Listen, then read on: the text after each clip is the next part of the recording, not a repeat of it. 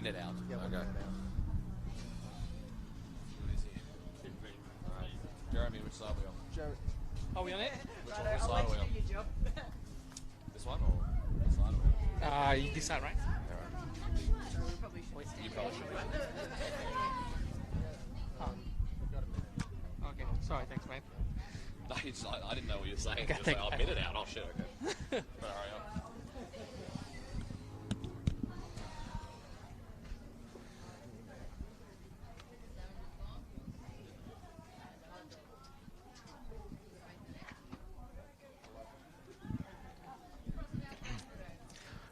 Good afternoon and welcome to Melrose Synthetic this Sunday afternoon. We're here to witness an exciting game in NPLW Round 7.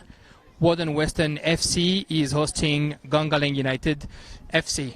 I'm Jeremy Magan. I'm going to be your main commentator today, and I'm with Matt Nicoletti as usual. Good afternoon, Matt. How are you? Good afternoon, Jeremy. Very happy to be back. I'm intrigued to call this game. We've called Gungahlin a few times, but I've never called, well, you might have. I've never called Woden-Weston before, so I'm looking forward to this game, see how they play live in person, besides just the, the Bar TV schedule. So it's going to be interesting to see how they are up front.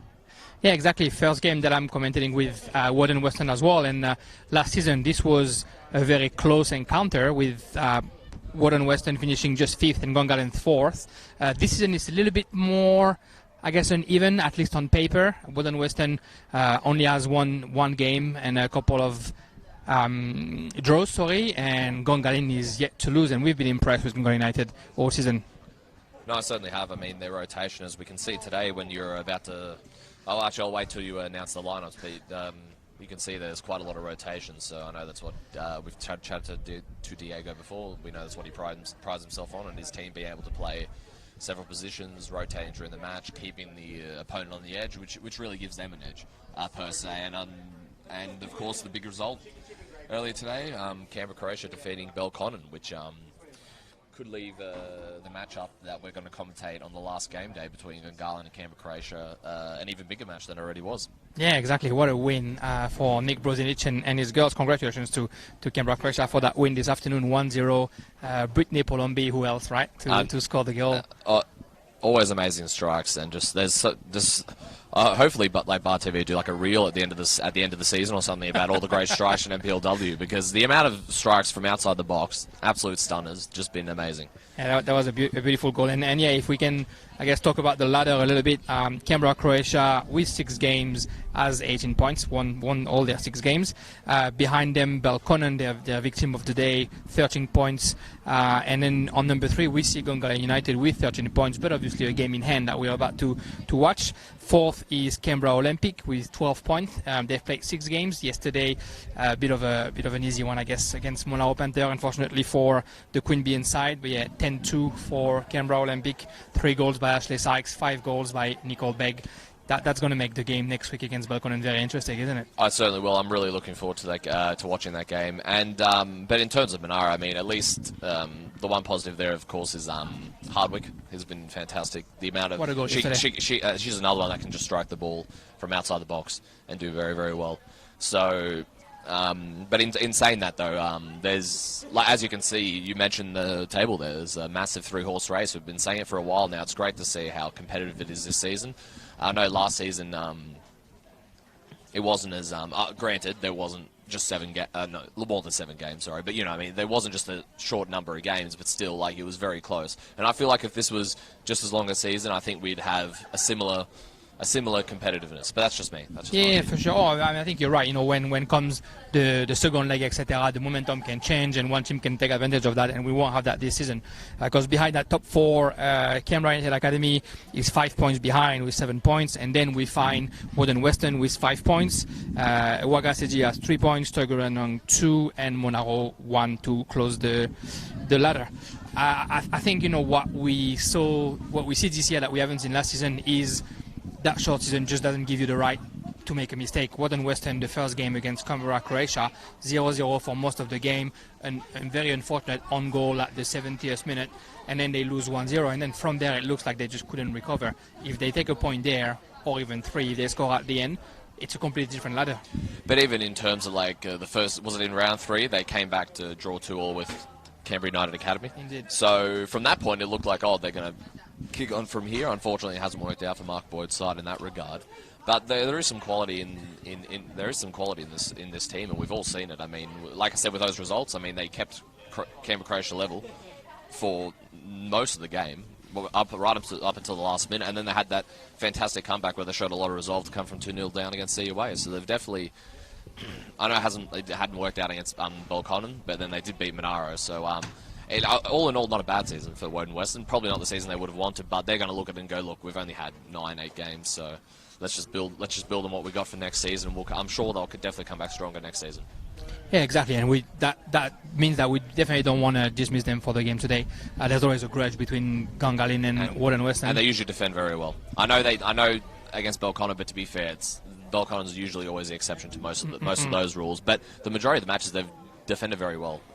In a lot of their matches, they keep a good defensive shape.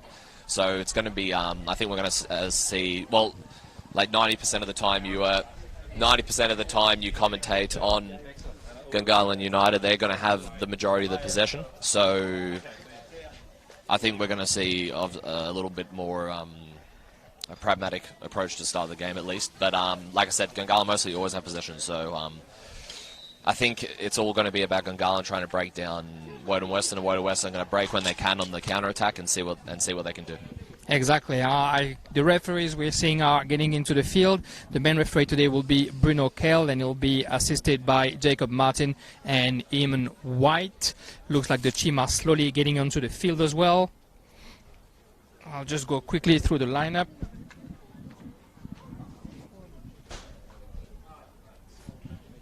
Woden-Weston will be playing in red and black. Looks like they might start on your right side. The goalkeeper is Cristina Esposito. She's been an amazing keeper all season. The back four: Alice Johansson Cranfield on the right, Hannah Koppel on the left, and Samantha Briggs and Helen Brown are the two centre backs. Demi Nikias and Julia Stanton as defensive midfielder, with Brianna Maguire as an offensive midfield. Then Ayesha D'Andrade, Anna Vanderbroek, and Sarah Wisfield are the front three.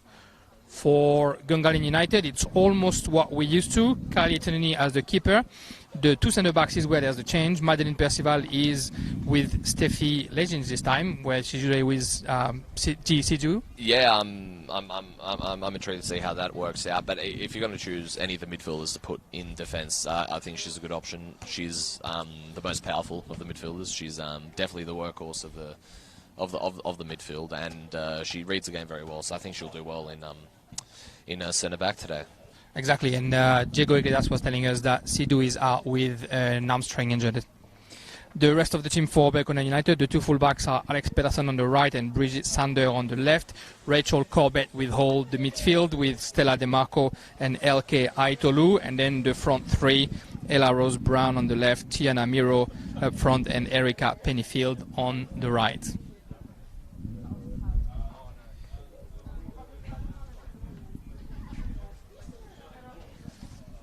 And it looks like Woden-Weston will be playing on your right side, and Gungahlin, we see the goalkeeper Kelly Tony right now in the middle of the pitch by herself, will be joined by 10 more players wearing white and black. I'd hope so. I don't think the game went end too well with one player. I mean, she's a great keeper. I mean, you never know what she can do. I was going to say maybe we could keep a clean sheet, but going to leave herself exposed. Only play with one. The goal scoring ladder has changed a little bit this weekend after the game yesterday between Canberra Olympic and Monaro Panthers, and even this afternoon with Brittany Palombi scoring her goal. So we have Ashley Sykes is now on top of the goal scoring ladder with 8 goals, followed very closely by our twin sister Nicole Begg. Brittany Palombi has 7 goals as well. And if we come to the game that is playing today, no one has scored more than 2 goals in those two teams. On Woden-Weston side, Anna Vanderbroek, the captain, has scored 2 goals, and on Diego's Iglesias squad, Elke Aituru, Erica Pennyfield, Rachel Corbett, and Tanya Miro have all scored 2 goals. Yeah, it's more of a team effort. Well, which isn't a bad thing. It's not a bad thing, because when push comes to shove, if you're not going to be relying on 1 or 2 players to get the goals. Like, sometimes it doesn't work in your favour, but sometimes it does work in your favour. And so far, it has worked in Gungahlin's favour and Woden's favour sometimes as well this season. So I don't think that's all bad. Exactly, and there'll be a couple of players on each side that have played together last season. Tanya Miro, Steffi Legends on Gungahlin, and Demi Nikias on the Woden-Weston side were all at the academy last season, and they've branched out after that. Like we all talked about at the start of the season what a coup that was for Gungahlin United. A lot of players have been attracted to Gungahlin United through their style of play, the club philosophy. It's really worked out well for them so far, and if anything, it's worked out even better for them this season than it ever has. So it's really come to fruition this year. Exactly, and Bruno Kale whistled the beginning of that game. Anna van der Broek with the ball right next to the line, trying to find Whitfield. She does. And Gungahlin sees the ball for the first time. Steffi Legends in an unusual centre-back position.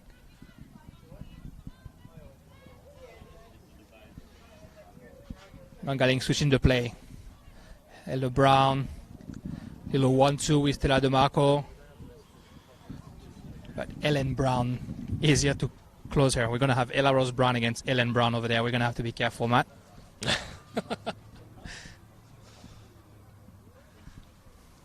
Bridget Sander with the ball. Comes back to DeMarco. DeMarco finds Tanya Miro right in the box. Tanya Miro, one little dribble, tried the cross, but Ellen Brown was here and can get the ball out to DeAndrade. Only as far as Rachel Corbett. Corbett finds Laros Brown, but the flag is up, and that's the first offside for Gungahlin.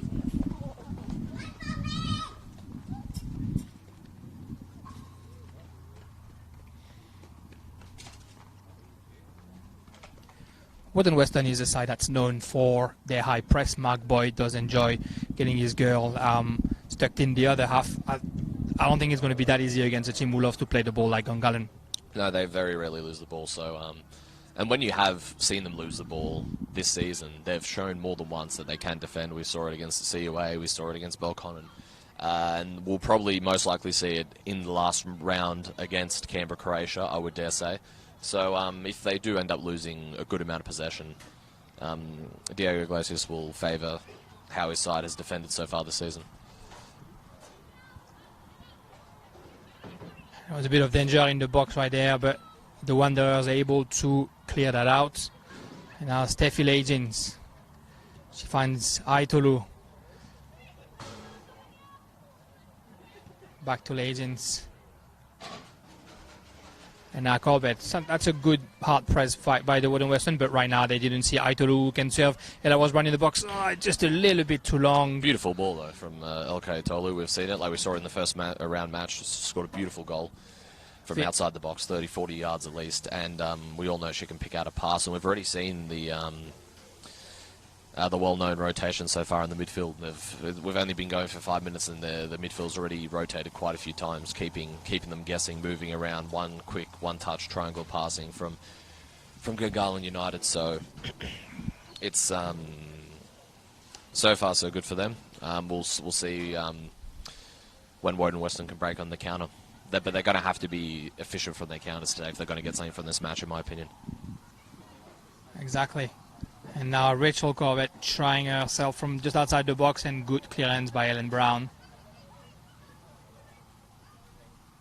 And how good it is for Gungahlin to get Rachel Corbett back after a long-time injury. She's definitely that strong defensive midfield that can sit just in front of her back four, and that leaves all the creativity to Elke Aitolu and Stella DeMarco. That's a very good win to have that girl back for the end of the season. That's always important. It's always important to have options as well as a coach. You always need options. I mean, whenever you... the problem is, especially in Canberra football as well, like if you have a few injuries and whatnot, or a few players have to play some 23s and reserves as well, that's where you see the teams that unfortunately don't go as far as you think they would because they have the talent, is because they don't have enough depth. And with this shortened season, we've heard we've both talked to a lot of coaches, and they've talked about... That's a chance for Woden-Weston right now, and they almost scored very good save by Kelly Tonini, who was able to come out quick, put her body in front of the ball. That was a very nice little free kick, played short by Brown for Whitfield, and then Whitfield was able to find Maguire in the box. What a chance for Woden-Weston.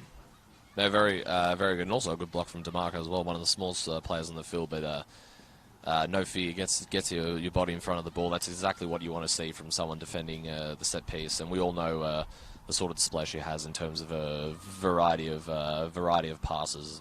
Definitely one of the best passes in the NPLW game in Canberra, in my opinion. Oh yeah, definitely. We can see it. She's as good as futsal as she's in football, and it shows when she's out on the pitch. Aitulu trying to find Miro with one touch, and good defense by Anakopol, who can find her keeper. Bit of a dangerous one now, and Anakopol trying to lose the ball. Miro to Erica Pennyfield. Back to Aitulu, just on the edge of the box. She's getting into that box. Back on the side for Pennyfield. A nice cross right on Enara's branch. She's got a bit of time. Puts it on the right foot. Good shot. Great save by Cristina Esposito. One of the many great saves we've seen from her so far this season. There was I forgot what game it was, but there was one game where I said it on Eminem Podcast, Canberra Football Show. I said it, how amazing her saves were. There was one of those matches that we've seen, and she's been one of the MVPs of her team so far this season. She's definitely been a great keeper for Woden-Weston. They're lucky to have her. And the corner kick, fortunately, will strike to a goal kick. She's not going to be happy with herself.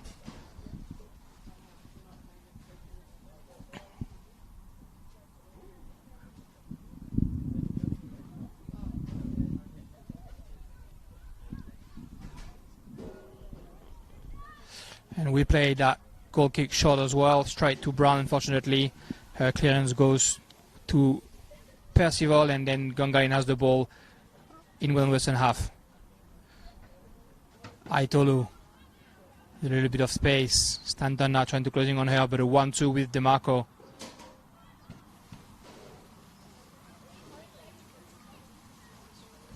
Nikias. Very good Good stuff. interception. Very good stuff from Nikias. That's exactly what Woden-Weston have to do. They have to get gritty. They have to get in there, get a lot of interceptions going, because it's going to be very hard to get it from them. And now that's DeAndre on the right side. She did well to get rid of her defender, but Legends was here to intercept the pass that was going straight for Whitfield. On the other side now it's Ellen Brown. And Gungahlin will try and put foot on the ball to calm that game a little bit. Percival for Legends. He's got Pennyfield. Back to Legends. Patterson's taking the right side, and she's being found. Fantastic ball from Legions. One touch cross by Patterson right in the hands of Esposito. Esposito is trying to play quickly for Stanton. Trying to find Nikias, but well done by Rachel Corbett. Good pass for Miro. Miro's got the ball at the edge of the box. Back to Corbett. Corbett with the left foot. Just that wide. I know it was a 50-50 challenge. It did sort of look like a push there from Tiana Miro. That was from my point of view, probably not from the refs. It looked like a little show from Tanya Miro. And good work from Esposito there to quickly clear it out. Like, as a keeper, the last thing you want to do, especially when you're under pressure and you're not going to have the majority of the ball, the last thing you want to do is just wait around for the majority of Gungahlin to, or the majority of the team you're facing to get in position, immediately. You want to get as quickly as you can. A long one this time for Esposito on the header of Whitfield, who get to Vanderbroek. Vanderbroek trying to find Maguire. Closed in by both Percival and Corbett. And now Aitulu with a nice little dummy. Pennyfield has a bit of room. Chased by Vanderbroek, and she comes back for Patterson. No one's attacked Patterson, so she can go 25-meter past to Ella Rose Brown. A bit too much in that control, but she gets the ball back. Good pass by DeMarco, trying to dribble Brown. Good defense by Brown, solid. That's where the confusion came in, like you said, at the start of the game. Fantastic defending, though. Very clean, using your shoulder, use your strength. Definitely put Ella Brown off guard. Hence the shove after the reactive shove after you lose the ball. That's when you always know you've got the better of somebody. Brianna Maguire was trying to find Sarah Whitfield. She does, right behind Legends. Sarah Whitfield in the box, left foot. Great shot on the crossbar. Wow, I thought that was in. I thought that was in as well. Only Woden-Weston has another chance. Nikias now right on the edge of the box. Left shot, sorry, that was Maguire, excuse me. And this time in the gloves of Tonini. What a chance again for Woden-Weston. What a chance, and there was no way, unfortunately for her, there was no way Tonini was going to save that. That was just an absolute bullet. That's one of those goals where only the post can save it, right, Jeremy? Yeah, exactly. Good build-up by Maguire, who found Whitfield right in the edge of the box. Whitfield was able to push that ball in, unfortunately, finding the crossbar. Couple of alerts on the Gungahlin defense. And Woden-Weston won't want to regret not putting those ones in the back of the net. No, indeed. And if they get another one, they'll be very annoyed if they get another chance like that and not put it away. But in saying that, though, it's been a bright start to the game for Woden-Weston. They've done well. They haven't given Gungahlin too many clear-cut chances, or any at all, for that matter. And every time they have, they've defended quite well. They've intercepted quite well. And they've probably had the best chance of the game so far in that regard. So, bright start for Mark Boyd's side. Exactly, and they're playing football when the boys in their feet. They don't just clear the ball, they try to build from the back. And they've shown that they can be dangerous in the other half. Esposito with the long clearance. Percival under pressure finds Aitolu, and now DeMarco trying to find Brown. No one can put a foot on it, and he goes back to Cristina Esposito.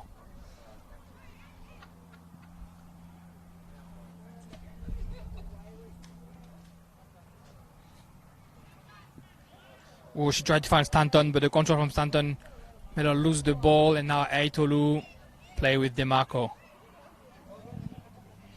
And Gungahlin always patient. Coming back, building from the back. DeMarco finds Corbett. Good pressure by the Wanderers, but a great ball by Corbett in the back of the defenders for Patterson. Patterson the cross, unfortunately, goes straight behind the goals. I mean, we didn't mention this at the start of the game, but probably part of the reason why Diego's placed Elka in midfield is due to Steph Legions being in the back, so it gives them, a little bit more of a presence, and like you said, it allows DeMarco to have more of a free range of passing, and we all know Elka from midfield can just crack a good one. So in saying that, though, it might get, if Gungahlin get frustrated, they can always rely on Elka to put a shot from 30 yards, which we have seen is common in the NPLW, and it's worked quite well for a lot of teams so far this season. Exactly, we know she can score from any position in the field, Elke Aitolu, so she's a threat wherever you put her. Patterson with the ball for Gungahlin. Big closed over here, so we're going to have to switch the game. Legends back to Patterson. Patterson finding Aitolu in the middle of the pitch, and the ball goes back to Cristina Esposito.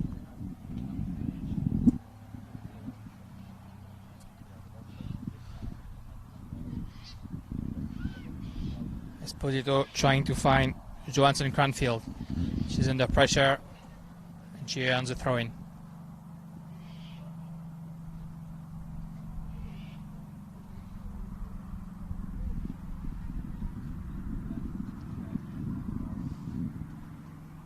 This time the throw-in will be for the Gunners. Bridget Sander looking for Tiana Miro, and the back pass goes straight outside.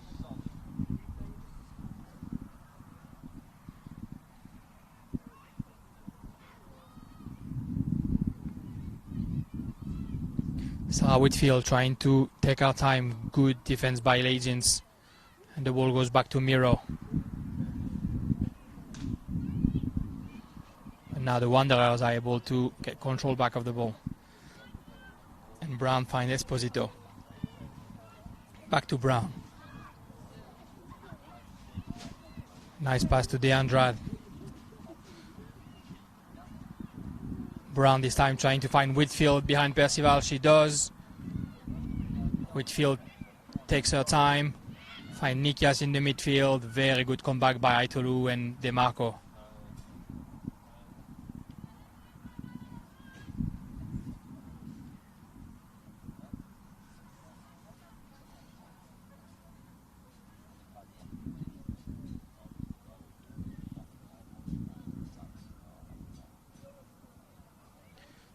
Sander with the ball, nice reball, finds Miro. Miro one touch for Brown, who's chased by the other Brown. and the ball goes out for Woden-Weston. I mean, right idea from Mira. I mean, like she knew she wasn't going to have much time with that ball, considering how physical the Woden-Weston defense have been, and she, beautiful one touch outside the boot, absolutely fantastic. We all know there's a lot of skill in Tiana Mira, especially how elegant she is on the ball and the way she does her step overs as well in midfield. Well, we haven't seen it. We don't see it too much when she's striker. It's more when she's controlling the ball in midfield. But she definitely has those keeps in her arsenal. Exactly, and interesting to see on the Woden-Weston side how defensive the team is playing when Gungahlin has the ball. Anna van der Broek, who's the left wing, coming to defend all the way down on Erika Pennyfield on those defensive situations. It was a good shot from long range by Rachel Corbett, but right in the gloves of Esposito. It's important, though. It's important for them to defend well against Gungahlin, and it's worked well so far, considering Woden-Weston has had the best chance of the game. And on the other side, Van der Broek now pressing Patterson to try and get the ball back. Legend is able to get out of it, finds Aitolu, but the pass straight for Nikias. Nikias dribbling 1-2, but very good defense by Aitolu, who's trying that long ball for Brown. Very well anticipated by Esposito, who's putting herself under pressure right now. Good dribble to take the pressure away. Very cool.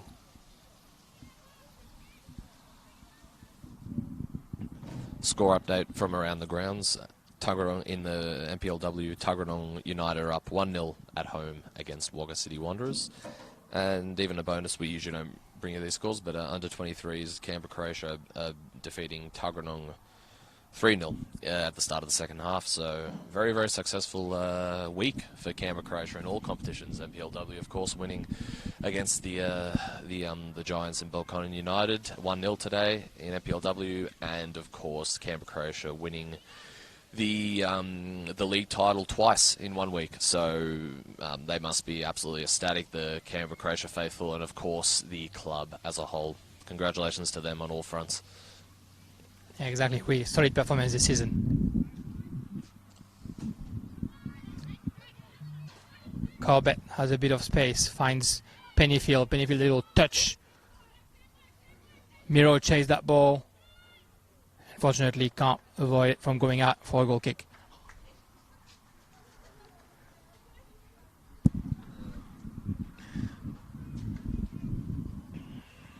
"20 minutes gone. What do you make of the match so far, Jeremy?" Well, I think Woden-Weston so far has been very dangerous, which maybe wasn't expected on paper, but we've seen them this season playing very good football, and they were very solid defensively. The score doesn't always go their way, which also means they have to keep up with what they're doing right now for the whole 90 minutes, which is always the challenge, obviously. But I think if they keep defending the way they're defending, Gungahlin will have a hard time finding themselves in the defense. That's a good shot right now by Lahos Brown. I don't know if it was a shot or a cross, but that was dangerous. I guess the key for Woden-Weston is to keep this up for as long as they can. Try and keep it up for 90 minutes. I know playing that sort of game is very, very difficult. But if they can keep it up for the majority of the time, or at least the key moments of the game, especially when Gungahlin are in your defend, when you're defending in your third, that's what's key for Woden-Weston.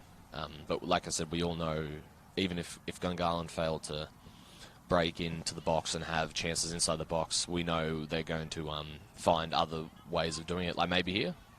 Nope. Looked like she was going to shoot. Very good defense by Whitfield, the striker, coming back down to prevent Aitolu from that 25-meter shot. And now Brown fighting with Corbett for that ball. Stanton with the ball. Van der Broek with a little bit of space. Oh, she's launching Corbett on the left side. There's a bit to do there. Good covering by Pennyfield.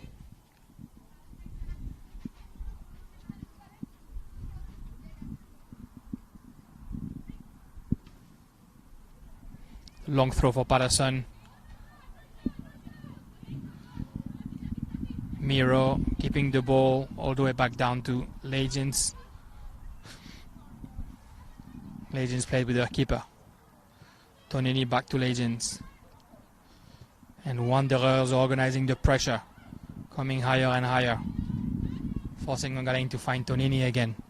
Tonini, that's a good pass in the middle for Aitolu, but that control is a little bit dangerous. She made up for it and just puts the ball to Legends. Clearance from Legends though, come back straight away in their half, and now the Wanderers have the ball. DeAndrade on the right side, chased by Brown.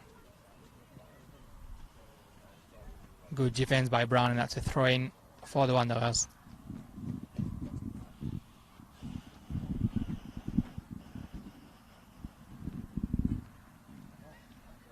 Fortunately, straight to Bridget Sander. We'll find Miro. Not a lot of support for Miro. The Gunners taking their time to go back up right there. No, they found it difficult, and Itolu tried to find Pennyfield, but the ball just behind her goes straight outside, and that's the throw-in for the Wanderers. I wonder how long till Gungahlin start to rotate. Maybe they. Yeah, I'm just curious how long it's going to take for that, because usually if something doesn't work their way, they'll rotate, find another way to do it. If it doesn't work, they'll rotate again. So it's interesting so far that they haven't done that, which I guess is a credit to Woden-Weston, considering how well they've played. Yeah, exactly. I think using Itolu as potentially the anchor all the way up front would be beneficial to Gungahlin. She's able to keep the ball in feed even under pressure, and then she would allow the 13 to come up maybe. Well, as us as the assessors of the game, it's easy for us to say that in hindsight. Indeed. But it's that probably would be beneficial soon anyway. I'm sure there's still plenty of time left in this game. It's not like they're losing, so I'm sure they're just trying to it's still a filling out process. Some games it's filling out process for some games it's filling out process for 80 minutes. That all happens in the last 10 minutes. So we'll see what happens in this game. That's football. You never know when it'll come. Could happen at the start of the game. Could happen at the end of the game. Percival, she's being pressured by Maguire, but she's able to find the marker. Back to Percival, trying the long ball behind for Pennyfield. Pennyfield has some pace in her, but she won't be able to stop that ball from coming out. Well, the way that ball bounced is very, very weird. It looked like maybe that was just the angle I was on, but it looked like Pennyfield had it. Looked like she was just about to get a ball on it, then to get a foot in it, and then just boom, sort of bounced weirdly. Either that or it was our angle. Exactly, and I think the Gungahlin defense identified that the Wanderers are going to play high, so those balls behind are probably going to happen more and more. They're going to have to be careful, the Wanderers, if they don't want one of them to pay for the Gunners. Stanton finds Andrade on the left. No, Bridget Sanders, is able to get that ball. Trying to find Miro, but good interception by Brown.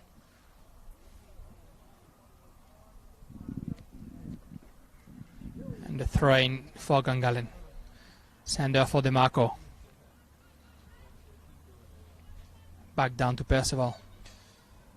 They've been marking DeMarco quite well also. She's mostly been relegated to having to pass it back or having to pass it sideways. She hasn't been able to be her usual effective self, so well done to Woden-Weston Wanderers in that regard as well. And they've also, in saying that, they've also done well to mark out Miro from the game. She, like you said before, she hasn't had too much of an impact, and when she has, it's been she's done it just in the nick of time before she gets either tackled or defended or pushed off the ball. So they've done well in trying to target some of some Gungahlin's key players and mark them out of the game. And every time Woden-Weston loses the ball, the whole team goes up and the pressing starts again. But yeah, that's the key. Let's see if they can keep it up for 90 minutes. That's it's very difficult to keep that up for 90 minutes. So you always have to pick and choose your times. Tanya Miro here, 25 minutes, trying her chance just out wide. Second time that she's trying to cut back and find a shot. She had Ella Rose Brown on the left that she unfortunately didn't see.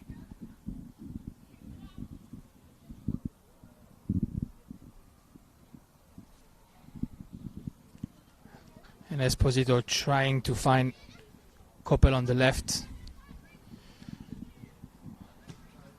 Van der Broek for Koppel. Finds Maguire and a little touch by Rachel Corbett, who's saying she played the ball, but the whistle by Bruno Kelly, that's a free kick for the Woden-Weston Wanderer.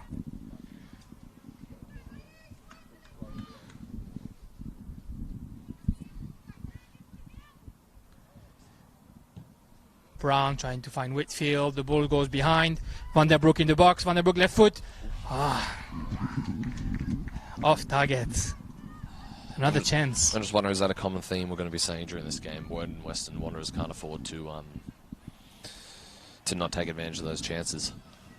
It's been a couple of balls that are just going over the head of either Percival or Legends, and a couple of 1v1 for Woden-Weston that are not able to bank on. Score update as well. Tuggeranong United still 1-0 up over Wagga City Wanderers at Hawker, not at Canberra. Seems to be everyone's home ground the past couple of weeks, eh? Melrose and Hawker. The one that don't wash out. Percival, misunderstanding with Aikolu, and Stanton found Whitfield. Whitfield back to Stanton, the edge of the box. He tried a little 1-2, bit of a misunderstanding, and no consequences for the Gunners' defense.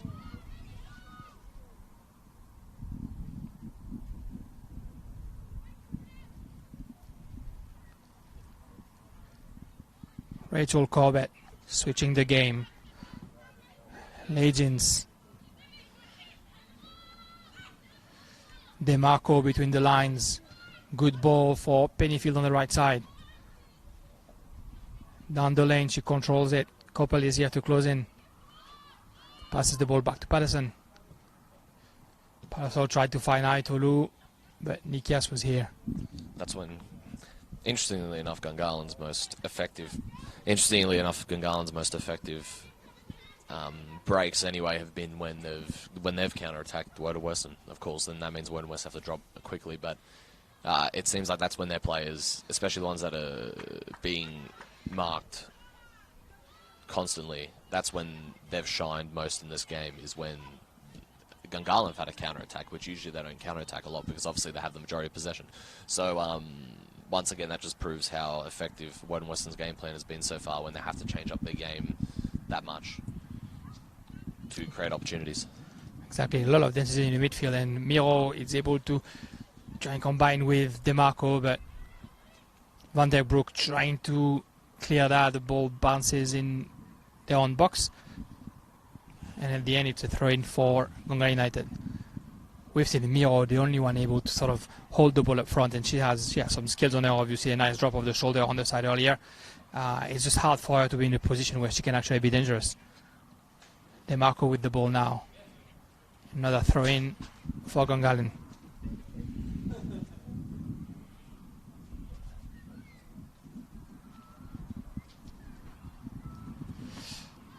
Aitolu changing the game for Patterson. Van der Broek read that well.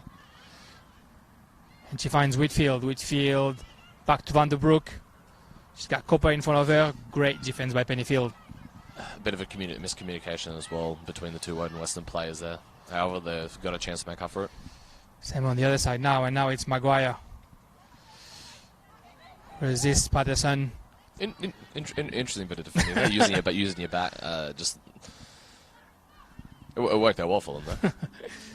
Nikias for De Andrade. De Andrade tried to find Whitfield. And De Andrade still with the ball on the right side. Cross deflected by Senda. They're pushing the Wanderers, and I think they're definitely creating some doubts in the Gunners' defense, who don't seem to have all the solutions to always get the ball as quick as they would like to have it.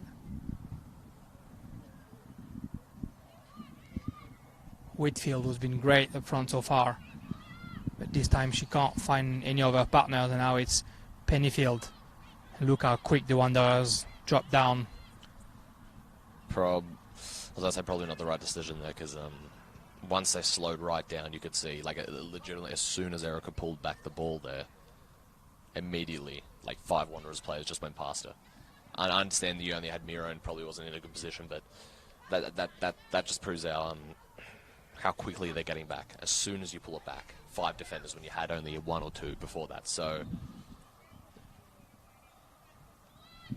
Compared with the throwing for Woden-Weston. Trying to find Maguire. Legends, the pass straight to Stanton. Who finds De Andrade. De Andrade trying to run through the defense, but a very good defense by Senda.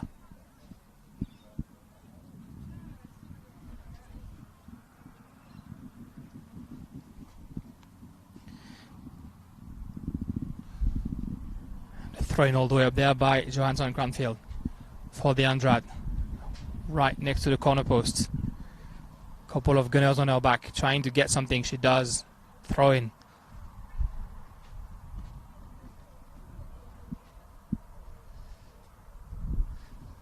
Johnson finds Maguire now. The ball straight in the feet of Aituru, but good fight. Whitfield has the ball 25 meters away. On her left foot, gives it to Stanton. Good interception by Pennyfield. And then Aituru is able to find Ella Rose Brown on the left side. Miro for Pennyfield. She has 6 Woden-Weston Wanderers around her. Finds Ella Rose Brown. It's difficult to take on 6 defenders. In saying that though, that you can see like just the way they picked out passes right there, especially Miro. Picked out a beautiful pass. Unfortunately for Pennyfield, like you said, she had six players, 6 defenders on her. So, but clearly, you know, Gungahlin are finding spaces. But every time they find a space, there's at least three on one. You know, they've always got the numbers advantage at the back there, Woden-Weston, and the Gungahlin are going to have to find another way in to create a good chance to score. That's a good free kick right here for Woden-Weston Wanderers. Whitfield tried to get through Legends and the referee saw a handball. Dangerous free kick. Brown's gonna look after it. And there's quite a bit of height in the Woden-Weston team. Whitfield, Stanton. Interesting how low the Gungahlin defense is in their 6-meter box. Free kick right under the ball, on the crossbar. And the ball goes back on Ellen Brown, who's trying to put it straight back in the box. The header by Legends this time. Beautiful chance and quite unlucky as well. Another one hits the post. Another one hits the post there. Absolutely beautiful chance. 2 posts now for the Wanderers.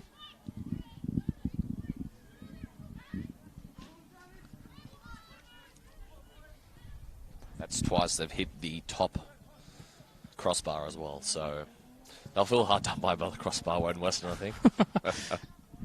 Their worst enemy of this game so far. And Whitfield earns a throw-in all the way on the top left here. I think it's the first time that we're getting in that corner of the field. In saying that, though, compared to the previous chance, Taniti was very close to that. She did a very good job to get very close to that, so...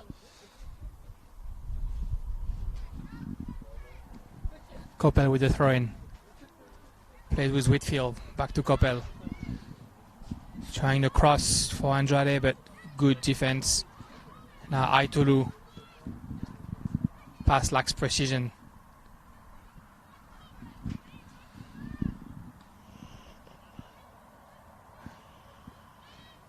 A little bit of back and forth there. We can't really put the ball down, and now it's done by Legends for Tonini. Legends and the press straight away, but she can find DeMarco.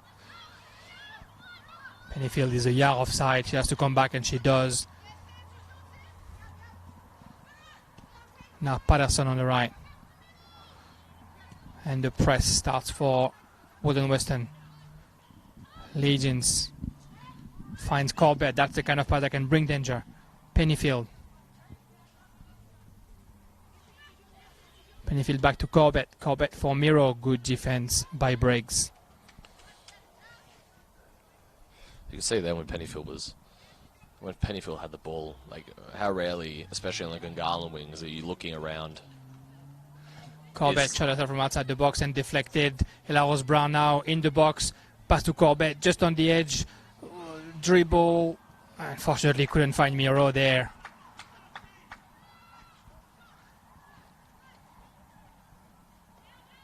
Ella Rose Brown again in the box, and now Ellen Brown comes back. Esposito says, I got this ball. Nah, from before though, when Pennyfield was looking around, sort of looking for options, that rarely had that how often does that happen for Gungahlin? You've probably seen a little more than me, Jeremy. It is a bit rare, so that just sort of proves how well positioned Woden-Weston are. I know I've been saying that most games, but most of the game, but it's just they've really executed the game plan well. I've been very impressed, and like I said, first time watching them in person. And this is like when you've mentioned a few of your articles, when Woden-Weston have their game plan, when they've when they got it on point, they've got it on point, and they make it difficult for the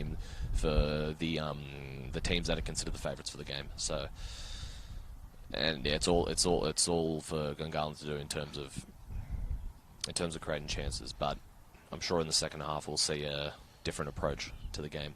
Yeah, for sure. I don't imagine Diego Iglesias being happy with his first half. We don't see the kind of movement that we usually see for Gungahlin. And yes, Woden-Weston is definitely in place, but we've seen them running everywhere on the fields at once, and it looks like only half of the team is making all the effort for that first half. So we'll see how the halftime speech changes that. Ball through for Van der Broek, sorry. But Percival was attentive.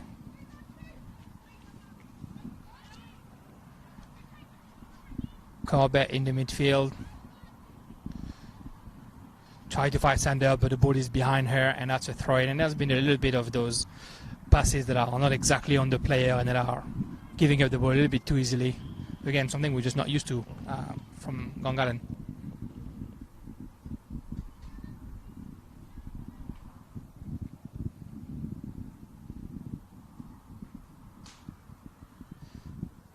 Brown intercepting the ball, and she's a bit of precipitation with that ball for Miro right there, right in the feet of Esposito.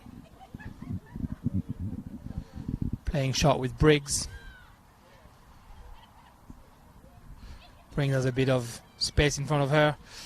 Tried to fight Stanton, but she found Corbett instead, and now there's a good opportunity for Gungahlin. Miro for Corbett on the edge of the box. Corbett still has the ball. Try her left shot. Couldn't connect well with the ball, unfortunately. And Esposito will be able to clear that. Score up there from around the grounds. Tuggeranong United are now up 2-0 over Wagga City Wanderers. Very good result for Michael Aldred's side. That I believe that puts them ahead of that will put them ahead of Wagga City Wanderers if they get this win. It will be the first win for Tuggeranong, so that's important for the Tuggies this season.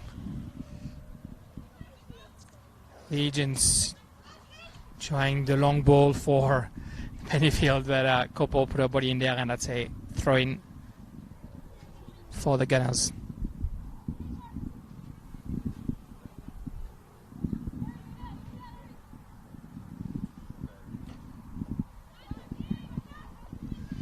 Miroda just can't stand against Briggs, unfortunately. A couple of times that Briggs was able to remove Miro and get the ball back. And now the ball for Woden-Weston. Maguire for De Andrade. De Andrade running to the left. She's chased by Sander.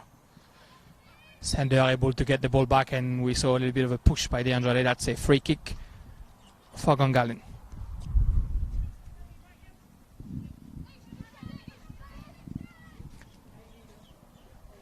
Just over 6 minutes left to play in that first half, and it doesn't look like an easy game for Gungahlin, and I'm not sure where the solution is going to come from if they keep playing the game that they're playing right now. Woden-Weston is really doing everything the right way so far. Percival with the ball for the Gunners. Finds Brown. Unfortunately, again, a ball that's not precise enough, and the Wanderers can clear that. Ball's back to Sander.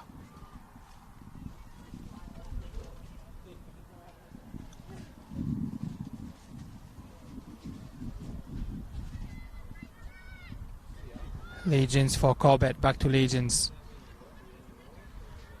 Roll on the ball a little bit, but gets the ball back, finds Pennyfield. Pennyfield's pressed. She can find Patterson on the right. Unfortunately, Noah where she's put the ball. Van den Broek. Try and find Nikias, but her control was a bit too long. A bit of precipitation again for Gungahlin with the ball straight for red and black.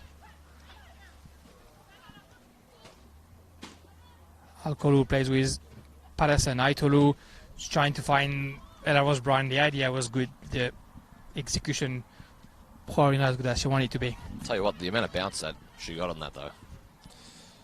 I'm surprised she hasn't. I guess that I'm surprised she hasn't actually had a crack from about 30 yards yet. I would definitely fancy her chances. Itolu with the ball again. She finds Patterson on the right side. There's a little bit of room for her. good ball in behind for Miro, but not too long, and it's straight for Esposito.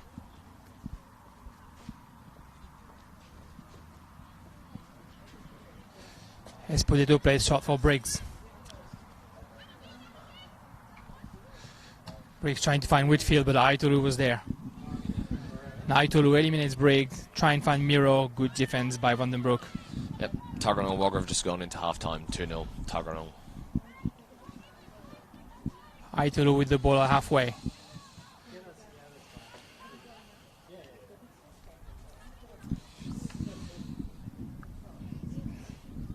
DeMarco has Sander on her left.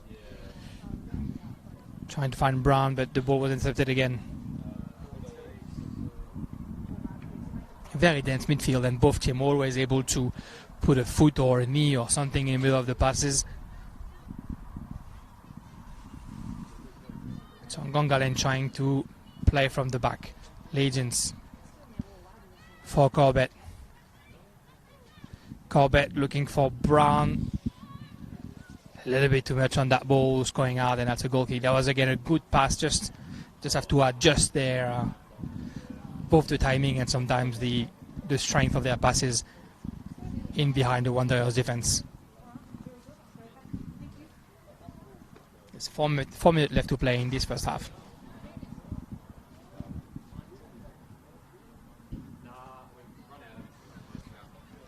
And the ball for Briggs in her own half. Try to find Koppel. Maguire looking for Whitfield. Koppel, that's a little bit too much in that ball. Maybe can she save it? Unfortunately, she couldn't. Certainly tried though.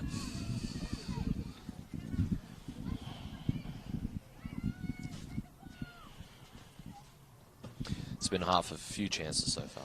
The few chances have been very, very close. And that was Brown with the ball. She's dropping a little bit to try and find those balls. Finds Rachel Corbett and Elke Aitolu. Nice little back heel for DeMarco, and then Aitolu again for Pennyfield on the right. That's the Gungahlin that we know. Pennyfield with the cross. Briggs can put a foot on it. Miro gets the ball on the edge of the box. Tried to turn around, right shot, right over the crossbar. That was a little bit better of the Gunners. That was a lot more like the Gungahlin play we're used to seeing, Jeremy. And Miro able to turn around and put herself in front of the goals. Unfortunately, her shot just above the crossbar. Good play though. If she'll be happy if she can get more of those chances. Esposito with the clearance. Vandenbroek finds Stanton in the middle. Whitfield. Back for Captain Vandenbroek. 1-2 with Whitfield. Whitfield change for Maguire. Maguire in front of Percival. I think that ball for DeAndre was just not adjusted enough. Percival in the middle. Under pressure, she finds Aitolu. Legends for Pennyfield. One touch for Patterson. Won't be able to prevent that ball from going out.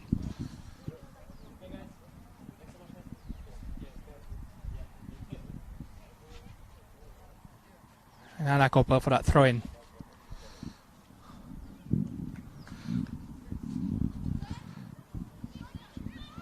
Ball can bounce, and Whitfield just sort of trying to put it up behind Legends. Maguire chasing it, but Percival can clear that away. Only as far as Brown halfway. That was Brown intercepted for Percival. Aitolu and Sandet playing on the left side. And again, Ellen Brown was here to intercept it. She had a cracking first half, and then Brown always here to anticipate all those passes through and saved a couple of interesting chances for Gungahlin.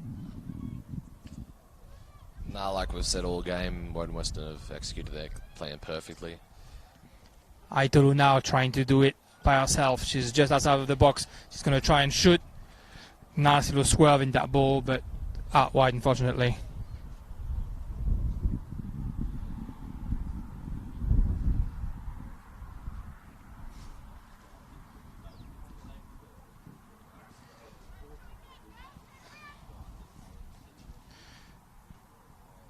Almost the end of that first half now. Brown finds DeAndrade. Maguire tackle to fight for the ball. Legions were there to cover. He's trying to find Miro. She does. Miro eliminates one. Finds Benefield on the right side. Benefield doesn't have a lot of support in the box, and her cross goes straight into the gloves of Esposito. And that's halftime here in Melrose. An interesting first half, quite cagey, Matt. Yeah, very much cagey. One of the more cagey matches we've called anyway.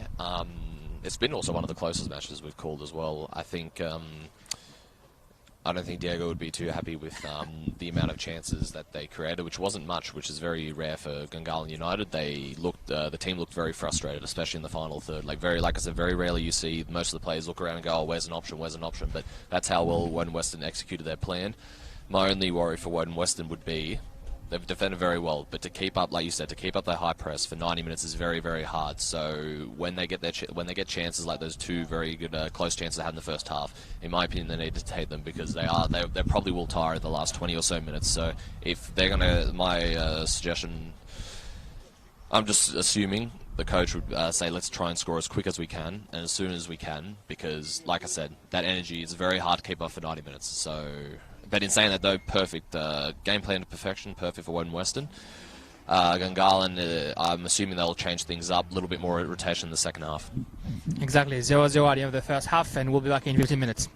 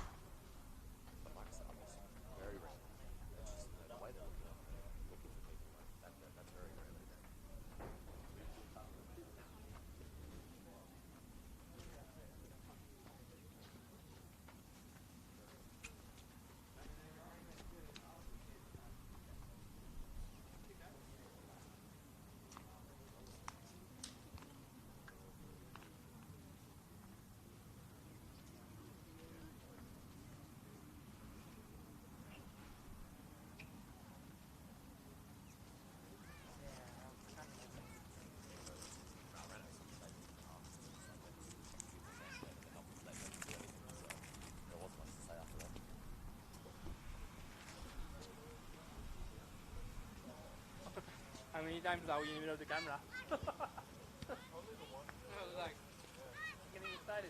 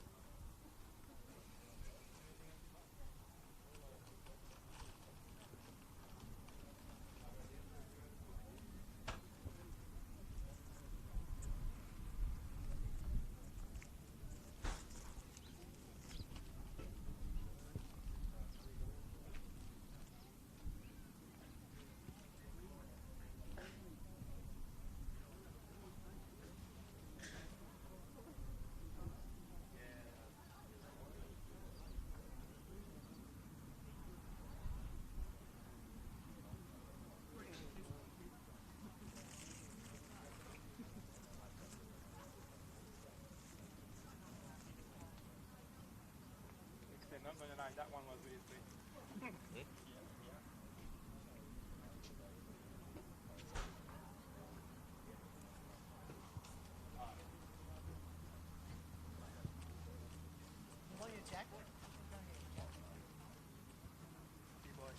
Of course, I gotta say.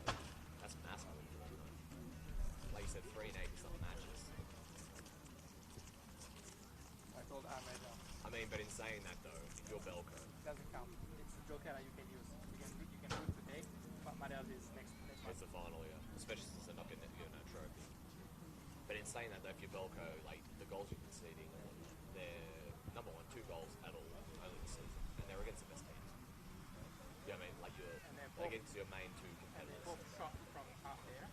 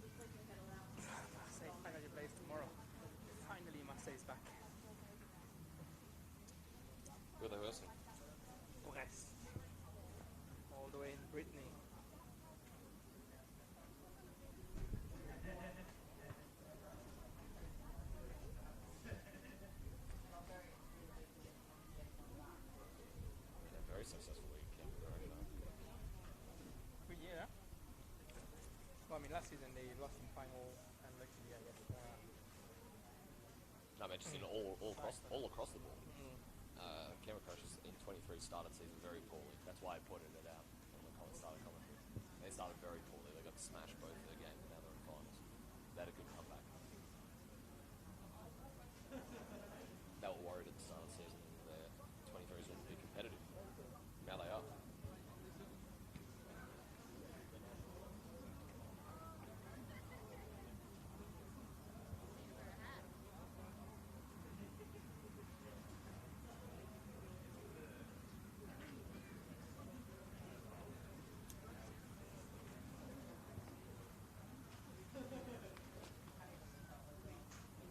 You're gonna watch the A-League Grand Final tonight?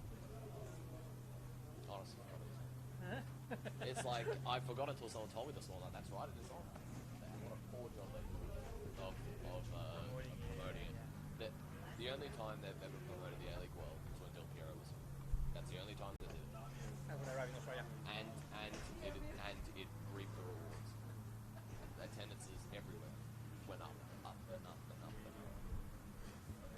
They never capitalised. That was always their biggest mistake. They never capitalised on having such a star here. I'm gonna watch it just because there's a Frenchies in Melbourne City, the coach, and they're in their midfield. Coach is a famous French coach. Yeah. Yeah, you know, Mertz. I'm trying to interview the player of the rank there. We got a friend who knows him in Melbourne. Okay. Yeah. Oh, there's a hole in that over there. The net over there is not fixed to the post. That guy just shot and he went through. Oh no. Don't hit it, guys. Tell him that. You didn't take the net.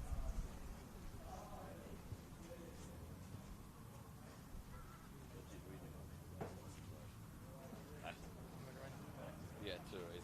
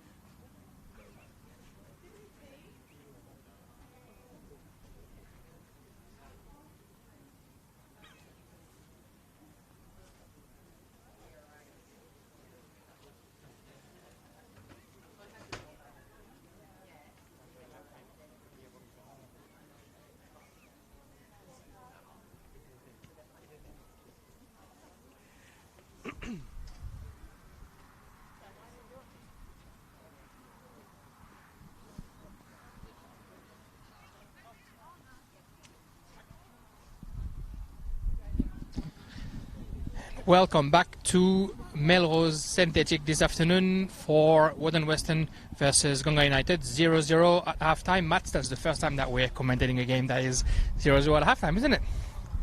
Yeah, actually, I didn't think about it that way, but it's definitely not. It's definitely one of the closer matches we've called, but we have called quite a few close matches. Like I said, I'm most intrigued to see how long Woden-Weston can keep this intensity up before, without tiring. If they keep it up for the whole match, that would be amazing. Even look at even the pros, like we've seen it so many times. I mean, you saw it with Atalanta against PSG in the Champions League. Even the even in the professional leagues, you see no one can keep that up for that sort of amount of time. And Gungahlin, just intrigued to see if they are going to make any rotations. Well, at the moment, it doesn't look like the rotations have happened so far. Let's see if it happens midway through the half or something. Exactly. Yeah. I don't see any substitution on the field. Looks like it's the same 22 players. I'm all meant in terms of rotating their players, because you know how they usually rotate between Miro and Aitolu. Yeah, exactly. Yeah, they're keeping their shape so far. Let's see how that second half goes, and it's underway now with Gungahlin with the first ball. I think Patterson was looking for a foul there, but the referee said just play on. And the first throwing for Patterson on the right side.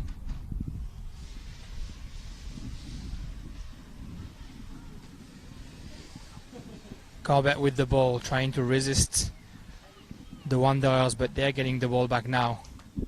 Briggs with a long ball right on Percival. Maguire trying to put one touch to Whitfield, but the jewel of the number 7, Lee Jings, was able to get the ball back.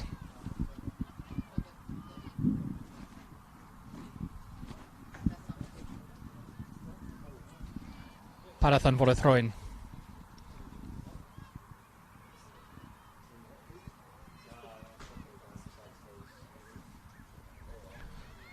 Now Stanton, good tackle by Aitolu.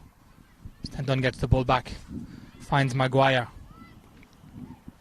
Maguire, nice little square pass for Vandenbroek, right shot, right in the gloves of Tonini. And Woden-Weston starts by being the most dangerous again. Yeah, that's sort of the game plan I was predicting out of the gates.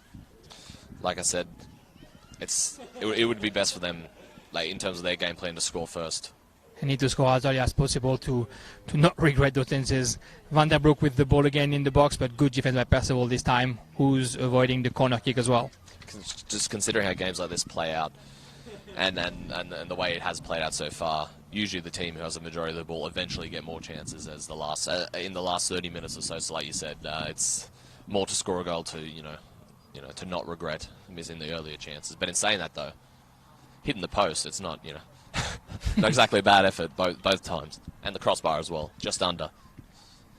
Exactly, the Wanderers with the main chances in the first half and had the most dangerous chances already in that second half. And Gungahlin playing quite low right now, trying to get the ball back. Maguire with the ball now, good defense by Aitolu, who can't get the ball, stays on her feet, and finds Elaros Brown. Good pass by Brown for Miro, good interception by Briggs, putting a foot on that one. Nikias trying to find the Andrade, but couldn't control the ball.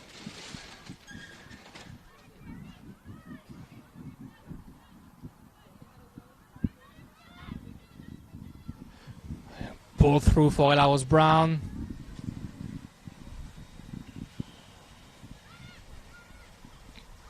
DeMarco finds Brown. Brown for Pennyfield. Pennyfield tries a chance from just outside the box in the gloves of Esposito.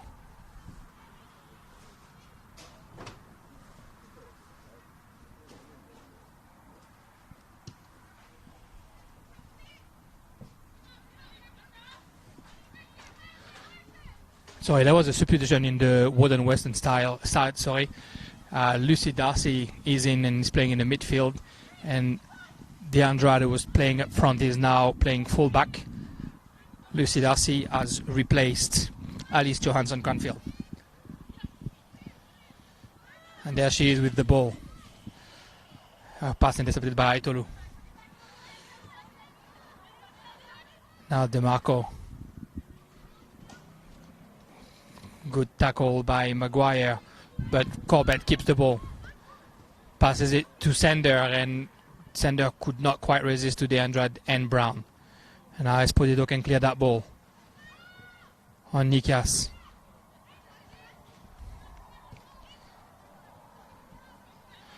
The clearance tried on Percival.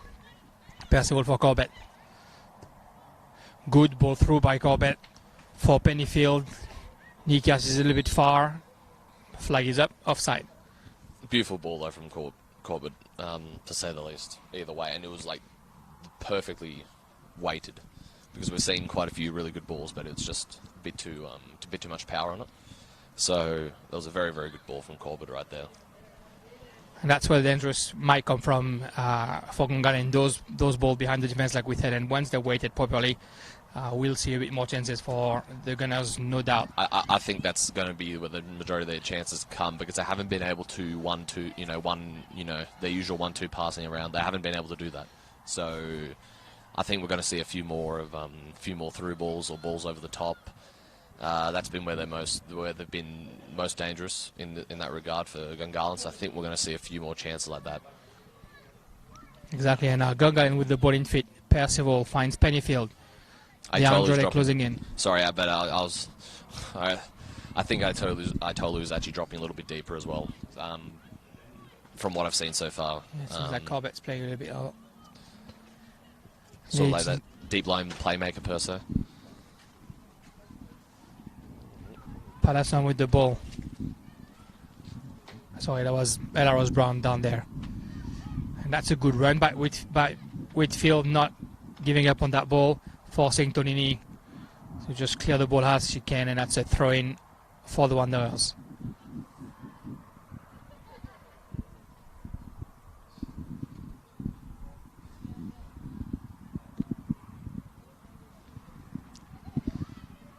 Vanderbroek with the ball in feet. Trying to switch the play, finds Briggs. Briggs for Nikias, but good interception by Pennyfield. Darcy was there. Darcy finds DeAndre for Brown.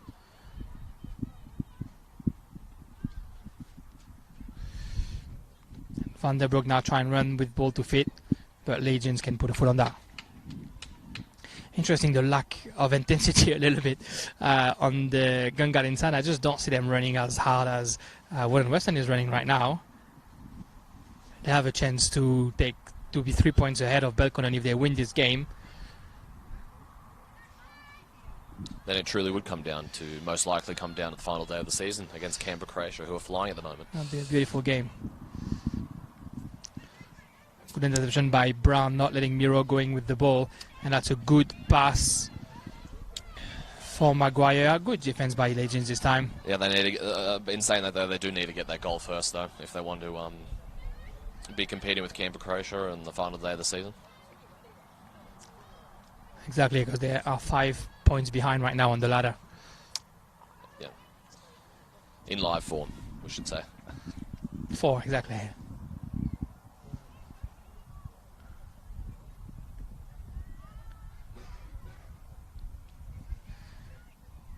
And the Wanderers again with the ball. Esposito in her own box. Score update from around the grounds. Still 2-0 to Tuggeranong United over Walker City Wanderers over at Hawker. 60 minutes gone.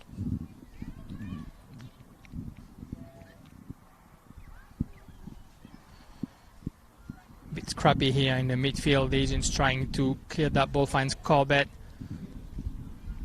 Ball back in the feet of Corbett. Good dribble. She has space now. She's trying to find Pennyfield behind the defense. Unfortunately, her control straight in the feet of the Wanderers. And Nikias with the ball on the right side. Great effort by Bridget Sander taking that ball off Nikias' feet. And now she finds Aitolu in the midfield. DeMarco back to Aitolu. Aitolu in between for Miro. Miro, one dribble, edge of the box, try a shot. Good deflection by Brown. And now Maguire can run with the ball. Unfortunately, couldn't go past Corbett, who finds Patterson on the right side. Patterson with the ball inside, but it's cleared and thrown.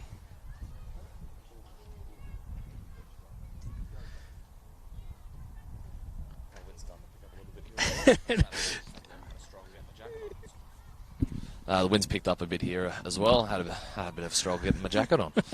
The pitch is sunny there, but where we are in the shade, it's definitely not the warmest afternoon.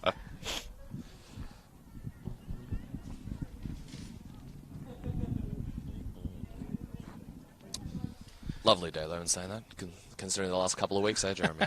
It's a great weekend to be out commentating for sure, and I'm sure to be out playing as well.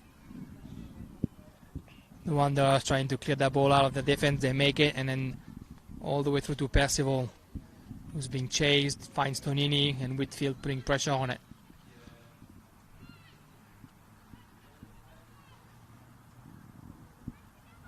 That press from Woden-Weston as well as 6 players already very close to the box, trying to make sure Gungahlin can get the ball out, and they get the ball back, and now Whitfield just at the box. Good defense by DeMarco though, who finds Rachel Corbett, can turn around, gives the ball to Legends. Percival under pressure by DRC, who puts a foot on the ball, but the ball still gets to Corbett. Aitalu finds DeMarco. Whitfield is already here to close down. Aitalu again, and the pass intercepted by Stanton, who played with Whitfield. Whitfield's found Darcy. Darcy on the right foot, the shot is intercepted by Percival. And now Aitalu finds Patterson. The ball comes back to Aitalu. DeMarco. Aitalu for Corbett. Corbett finds Pennyfield. And on the left for Legions. Pass for Miro, intercepted by DeAndrade. Unfortunately, DeAndrade's pass not going anywhere. There's a few interesting games next week. On Saturday, like you said, Belconnen and Canberra Olympic will play against each other at 4:30 in Hawker. I'll commentate that game with Nick Brozinic, the lucky, happy Canberra-Croatia coach. And on Sunday, Canberra-Croatia will be hosting Tuggeranong, who's winning today. Gungahlin will play against Wagga Wagga, and the Canberra United Academy will play against the Monaro Panthers. It'll be the bye for Woden-Weston. A bit of a scare right there for Tonini, whose pass landed right in the feet of Whitfield. Unfortunately, she couldn't control the ball properly, and Whitfield was able to, Tonini was able to cut that ball. Surely for Nick Brozinic, a week will be enough to contain all the excitement of winning today. Yeah, exactly. He also just got a baby a couple of days ago. He has a new baby girl, so he did as well. Congratulations to him. What a week for him. Exactly. Congratulations to both of them. Aitalu with the ball, trying to find Pennyfield in the box, but a bit of a deflection of that ball. Pennyfield chasing it though. Nikias with her. Pennyfield finds Sander. Sander with the ball. Unfortunately, her pass goes straight to Vandenbroek, and now Whitfield for Maguire. Maguire, good pass in between for Whitfield. Good defense by Patterson, not leaving an inch of space to Whitfield. On the other side, Aitalu is going to try and find Pennyfield on behind, but DeAndrade is here. Miro for DeMarco. DeMarco trying to turn around, finds Aitalu. Gungahlin slowly getting possession of that ball. DeMarco, the pass in behind, and really good foot by Coppel to make sure that Alice Brown wasn't going to get the ball by herself in the box. Woden is still finding ways to frustrate Gungahlin. We've seen it there. We saw it again in the first round against Canberra-Croatia. They know how to frustrate some of the bigger teams in this competition. We are, like we said at the start of the half, we are seeing Gungahlin putting more through balls, more balls over the top, because so far that's how they've found the majority of their chances. They're still looking to find their groove per se, and in saying that though, we're putting extremely high standards on them considering how great they've been all season. So maybe it is we are putting those high standards, but that just proves how good they've been all season, really. Exactly, and it's probably because maybe their first game out of the bye as well. May explains that, but yeah, we can definitely see the two teams sort of break into two, offense and defense. DeMarco with the ball now for Gungahlin. She finds that Alice Brown. Looked like Maguire had taken a knock, but she can shake it off and stand back up and go back to hard press. That ball from Patterson straight in the feet of Brown, who unfortunately doesn't find anyone with her ball through. And Legends now, she's got time, and Percival next to her. And look how high the Woden-Weston team is. They're defending all the way to the half line, and that ball was intercepted. Whitfield getting into the box, but great chase back from Tanya Miro, far from her striker position. Bit of a heavy touch there. Could have led to an opportunity. Miro trying to clear that ball out, looks for Aitolu, but Stanton was there. And now DeMarco. Misunderstanding with between Aitolu and DeMarco. Starting to get frustrated. Stanton Gungahlin with the ball again. She finds Vandenbroek. Good run by Koppel over there, but Vandenbroek would rather play with Brown. Woden-Weston started to slow down as well, their press, but they're picking and choosing their moments. So would you say that is a good decision at this point in the game? So they can conserve some energy for the final 15, final 10, something like that? Exactly. They've been there before now with Canberra Croatia. They know that the goal can come anytime, so keeping some of that energy to make sure that you can still put your foot in front of the ball when it matters. Well, they were also there against CUA when they were the ones that came back from 2-0 down to score in the last 10-15 minutes. That's a good ball for Whitfield, for Maguire, but she hadn't seen Nikas on the other side, unfortunately. And Darcy now missed her control as well. Miro with the ball trying to find Brown, a bit too much onto it, unfortunately. Is Miro dropping deeper, or was it just for that play? It looks like it was just for that play.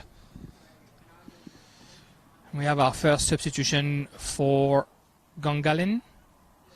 I think it's Erica Pennyfield coming out and Jade Brown coming in. Jade Brown, the teenager who said in an interview I've talked to her 10 days ago now that all she wants is to score goals, really. So she's looking forward to put her name on the score sheet. Let's see if today is a game for her. That's good by Vandenbroek over there on the left side.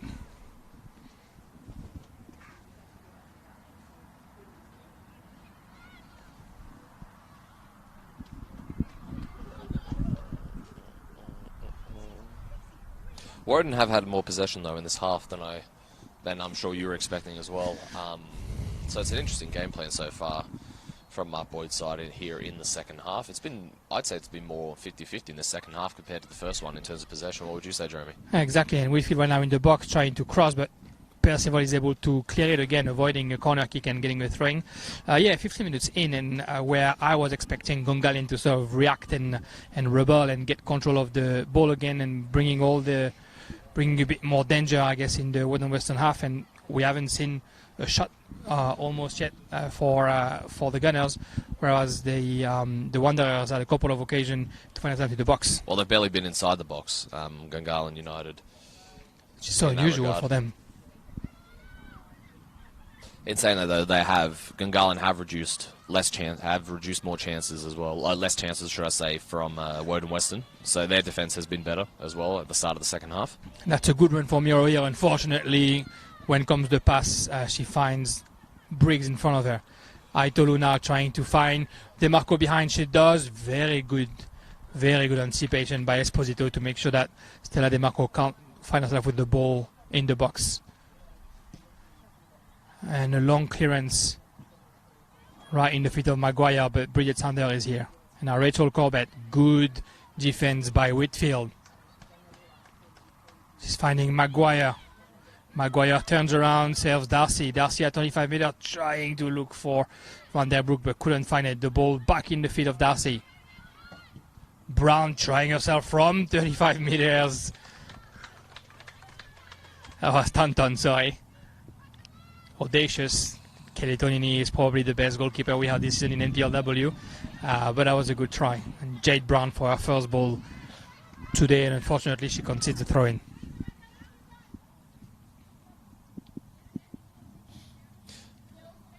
A little more cagey as well to start this second half. I mean, we saw it more near the end of the second half. If it stays 0-0, I expect it to be even more cagey in the last 10-15 or so minutes, because both will be trying to look for that goal, especially Gungahlin. I don't think Gungahlin have been in that position this season where they've... I'm sure we'd have to look it up, but I'm sure they've usually always scored in the first half, or at the very least scored just straight after the second half. So I think this is an unfamiliar position for them to be in. Well, at least this season anyway. Yeah, they find themselves in that situation against Tugrenong, where it was 0-0 at the end of the first half, but then they were able to score straight away afterwards. When he Maguire trying herself in the defense, asking for a penalty kick, but the referee says play on, good defense by Gungahlin. And Legends finds a bit of field in her usual position in the midfield.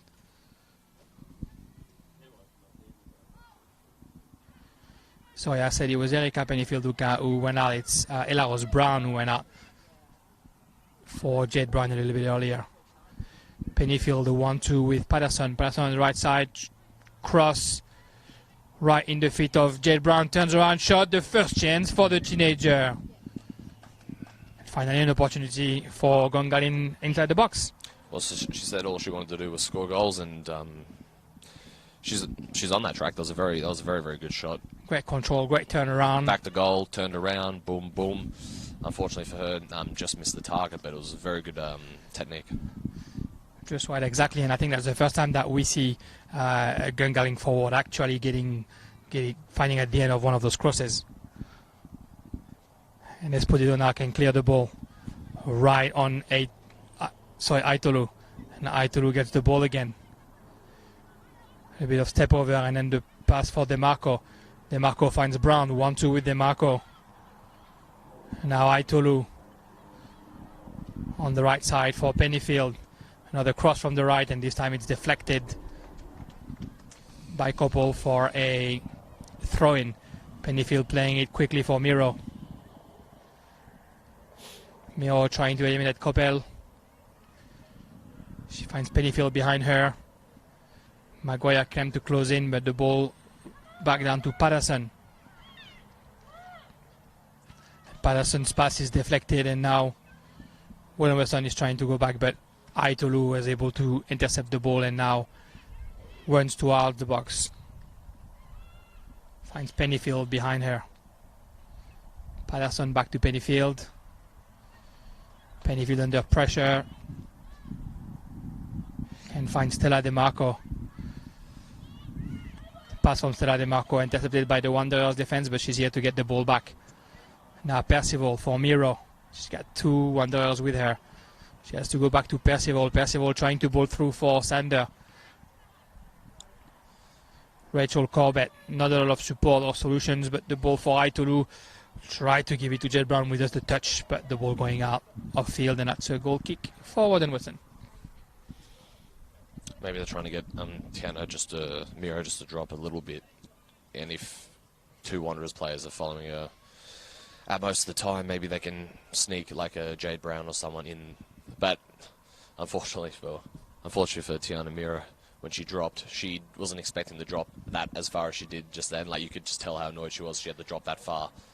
Miro right now, she's in the box. She's able to dribble one twice. The pass for DeMarco. The control, unfortunately, wasn't good enough to get a shot afterwards, but the ball goes back down for Corbett.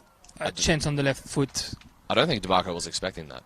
Just by the way she tried to stop the ball. I don't think she was expecting. I'm sure she was expecting a rebound off another shot.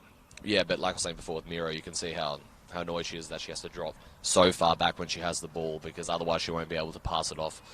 Like I said, they're picking and choosing their chances now. Woden-Weston went to break, went to press.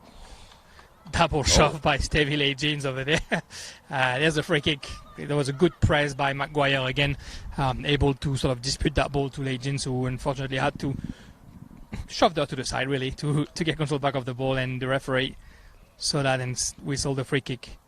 Eden Brown behind the free kick. Well, you can say Woden-Weston are happy to have this chance.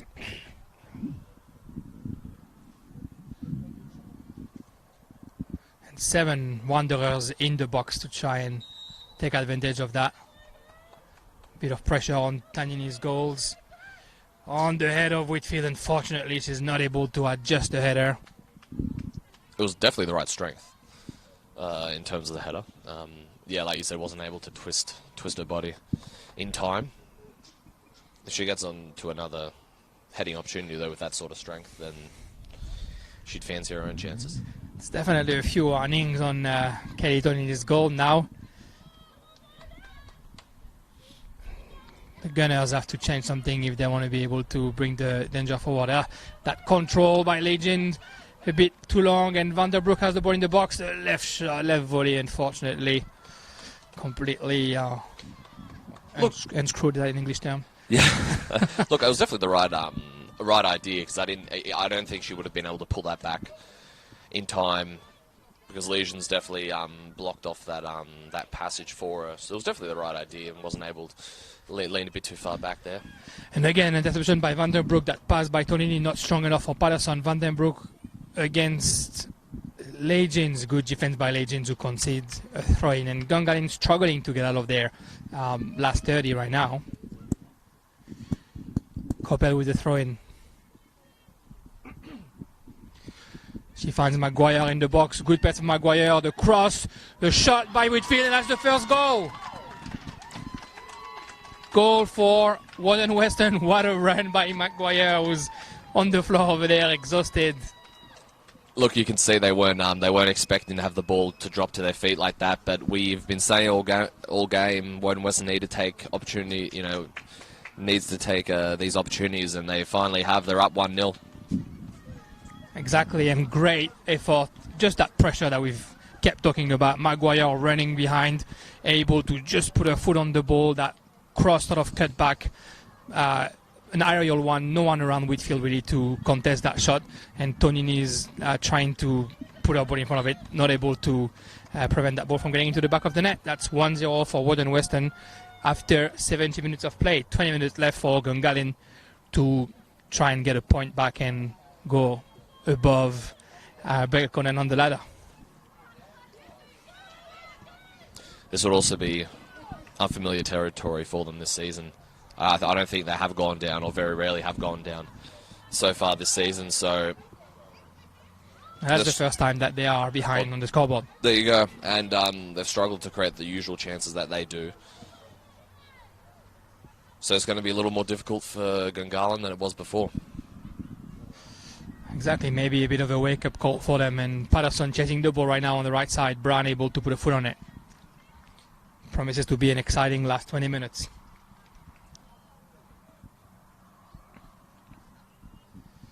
A throw-in for Miro, and Ellen Brown is here to push Miro back. Legends, and now Pennyfield for Percival, switching the game. All 11 Woden-Weston players are in the last 40 meters. Sorry. Patterson trying to run past Coppell. She's able to, but the cross straight in the gloves of Esposito. That goal brought a bit of life in the audience. Everyone was quite happy here in Woden. Especially down this right section. I wonder why. It's the home section, of course. Do we expect... Look at that ball through for Whitfield. Tonini this time so clear. I was about to ask, Jeremy, do we expect Woden-Weston to sit back and just accept that one-goal lead? But straight away they're on the counter again. What do you believe will play out now? I think if they keep playing their game for a good, there's still 20 minutes, so there's still a lot of opportunities to have. I think if they keep playing the game that they're playing, they're causing trouble into the Gungahlin defense. There's probably room for a second one before thinking about saving that first one. If they keep playing their game, they keep pressing hard, it's going to be hard for Gungahlin to clear the balls like it's been hard for the first 70 minutes. So I would fancy my chance getting for a second one before putting all 11 players in my own box. That header by Tolu might bring the danger. Whitfield trying to eliminate Percival. She's got the ball right to the ball. Oh, beautiful. Shot! Absolutely fantastic goal right there. Amazing. Looked like she sort of like she dummied it a bit. She was waiting, expecting the defender to move off, and just then put it on her left foot. Absolutely beautiful strike.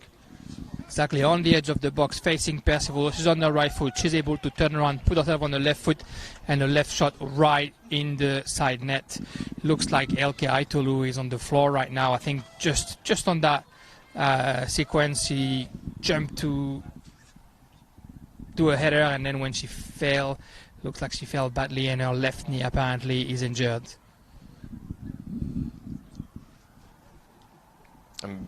Before that goal, what it meant, it looked like she was trying to dummy her. It looked like she was trying to wait for her to just move off her line, just to move off where she was. Instead, decided to put on her left foot, and that worked out the best, didn't it? Absolutely fantastic strike. And we said it was an unfamiliar position for Gungahlin to be 1 down so far this season. It's probably even more unfamiliar for them to be 2-0 down this season. And they haven't created too many chances in the second half. It's going to be very difficult for them to come back now. I think Woden-Weston and Mark Boyd will fancy their chances in the last 20 or so minutes, especially if Elk has to come off as well. Exactly, and we see them huddling in the middle right now, probably discussing exactly that. What do we do in the last 15 minutes to score 2 or 3 to try and get a point or 3 out of that game.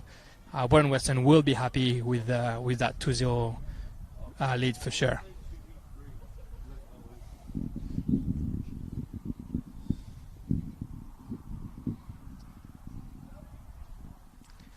Helke Aitolu can't even walk out of the pitch right now.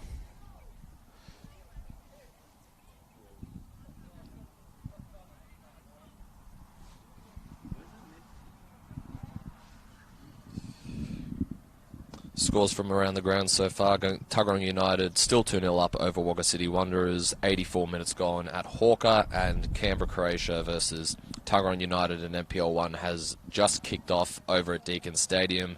Massive implications for Tuggeranong, of course. If Tuggeranong win, they make the top 4, Jeremy. If they don't, that means Tigers stay in the top 4, and that means the top 4 for the season is Tigers, Gungahlin, Belconnen and Canberra Croatia in NPL 1. Yeah, the Tigers, unfortunately, if they had won the game, were able to qualify for the top 4. They've lost their game yesterday, which means that Canberra Olympic and Tuggeranong were able to go through. Olympic lost. Now they will hope that Tuggeranong doesn't win against Canberra Croatia, so they can go to the final 4. A nice round of applause here for Elka, who is being helped off. Yeah, he's been helped off the field right now. Hope she's all right.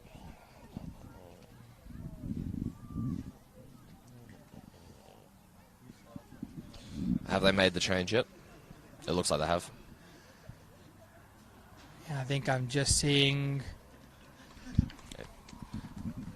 Anna Wilkinson coming in for Helke Aitolu. Just came on the team sheet today.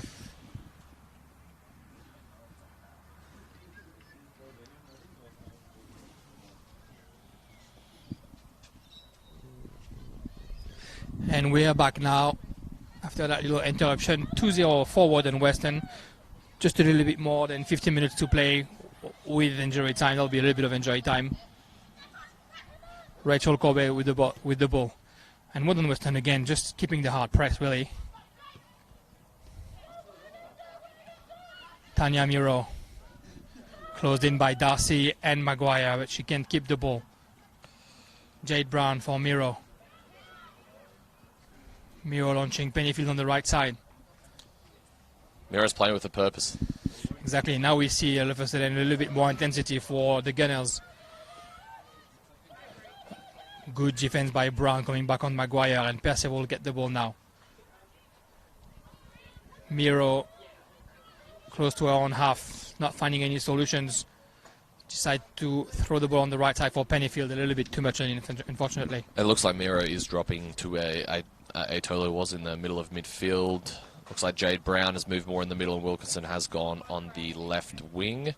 Let's see how that works. I think that with Tiana Miro's creativity, I think they will work well, and she's the loudest on the field so far. You can hear her screaming out instructions, ordering for the play to be a little quicker and with more intensity. So I think if Gungahlin were going to come back into this, I think Tiana Miro in midfield might help.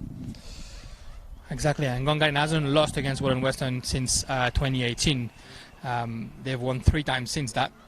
They wouldn't want their strike to finish today, but it seems to be the case so far. Good pass for Corbett, from Corbett for Wilkinson, but Briggs was here. And Nikias on the right side found DeAndrade. DeAndrade able to accelerate, trying a long ball for Whitfield. She finds them. Whitfield gets into the box, 1v1 versus Donini, touches the ball right right in between the legs of Tonini, but the ball was coming out, and Legends able to concede a corner. Fantastic stuff from Tonini. He was able to block off the run. She saw the Legions wasn't able to catch her, so she's like, all right, I've got to come off my line and make some sort of interruption. She did well, and luckily Legions kept that run going so she could clear it out. But Woden-Weston they're not resting on this lead. They want to. It looks like they want to go for a third. They're not resting on it. Third will surely be the end of that. The corner kick for Yesha de Andrade.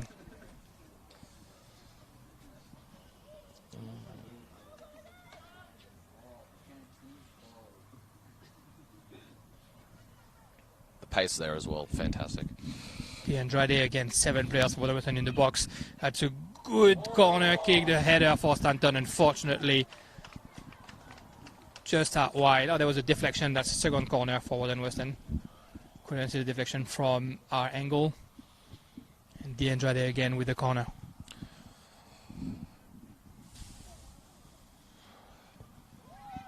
A bit lower this time.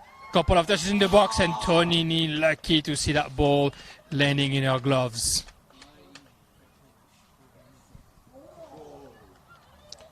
The way that ball was landed, and the amount of bodies that you saw in there, and you couldn't really see it. You fancied Woden to score again, because if it drops to you in that sort of position, it's very hard for the keeper to see, who's got the ball, who's what, when so crowded as well. So usually you fancy the attacking team to score those sort of opportunities. So once again, very good stuff from Tonini. She's proving why she's one of the best keepers in NPLW. Exactly, that was a close one with that little Madja from Whitfield. Now the ball back for the Gunners. Bridget Sander on the left side. Launching Wilkinson on the wing. Briggs unable to stop her. Wilkinson get the ball again. Find Jade Brown on the edge of the box. Brown, no nonsense, trying to shot from where she is. And de Andrade clearing that ball out. Whitfield's been absolutely immense today. I mean, that run as well. Just admiring that run. Fantastic pace. It did not look like she was going to be beat, even if there was another 500 meters on there. Exactly. Brown find DeMarco, but she looked offside. She is offside.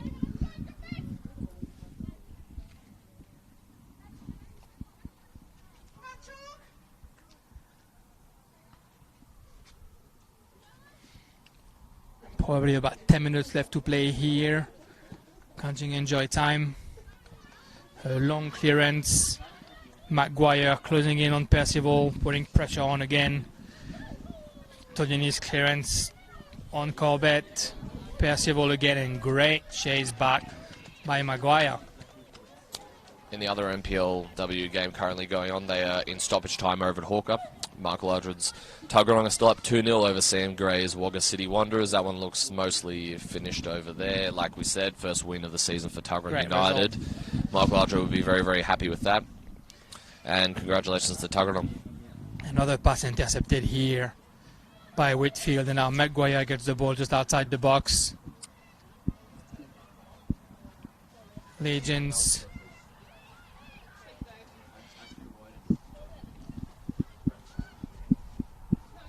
And Brown able to clear that ball outside.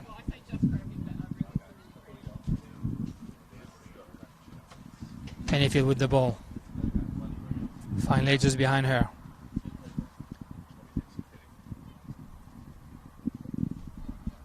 Corbett passes the ball to Miro, but Briggs is able to put her foot on it. And then Brown passes the ball back to Esposito. Good run by DeMarco to intercept that pass. Found Sander on her left. Anna Wilkinson, but good intervention by de Andrade. Nikias able to turn around. Left foot for Darcy. Darcy able to dribble. Sorry, Legends, but Legends forced to foul Darcy over here. And again, the Wanderers just showing a little bit more than Gungahlin at the end of this game.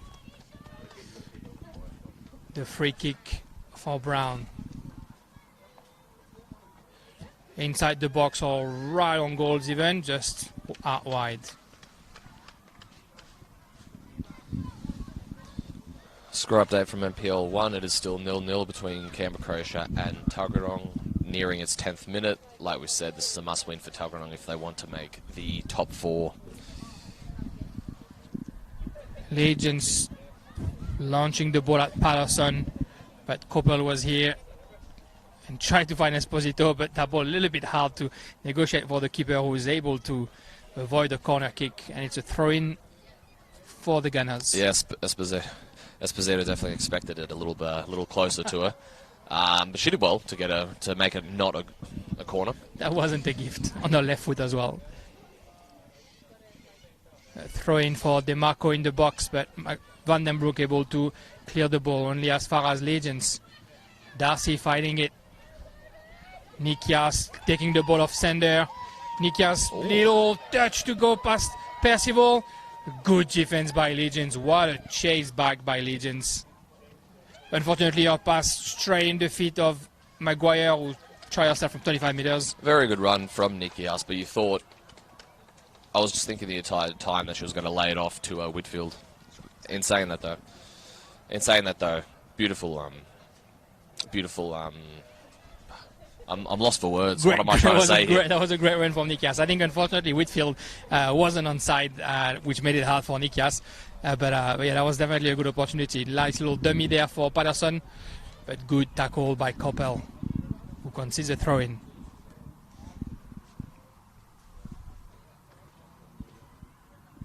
Yeah, 4 minutes left here in the 90. There'll be at least 3 or 4 minutes of enjoy time for sure after that little interruption. Also, confirmation is full time over there at 2-0 to... Great win by Walter Grenong. Sorry, 2-0 against Wagga City, not to Wagga City. Rachel Corbett in the midfield. Good press by Darcy. She finds Percival. Sander tried to run in behind, but Briggs and Niekias had seen it all. And Briggs can nicely accompany the ball in goal kick.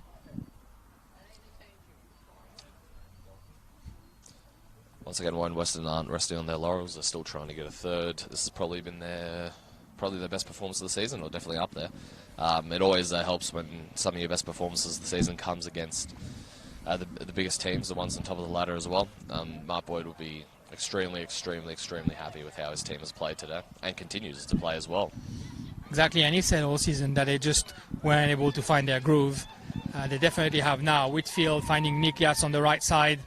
Nikias one-touch cross on the feet of Legends, who's able to clear in. Madeline Percival for Rachel Corbett. Corbett launching Wilkinson on the left side. DeAndrade chasing. Wilkinson has fresh legs. She just got in. She's trying to dribble DeAndrade. She can't, and DeAndrade wins the throw-in. Yeah, that win for Woden-Weston means that they would even pass Canberra United Academy on the ladder. In fifth place. They'll be in 5th place with 8 points. With they still haven't had their bye, Woden-Weston, which is next week. But that's a very good result for them. Doesn't mean that they can get to the top 4, but that put them a bit more in a position that they're used to. DeMarco, nice little dribbles there to try and get into the box, but DeAndrade was able to clear that ball. Yeah, the top 4 looks pretty much solidified now with Canberra Olympic, Gungahlin, Belconnen United, and Canberra Croatia. It's not mathematically done, but it looks close to it. Throwing for Percival. A bit more than a minute left to play in that game.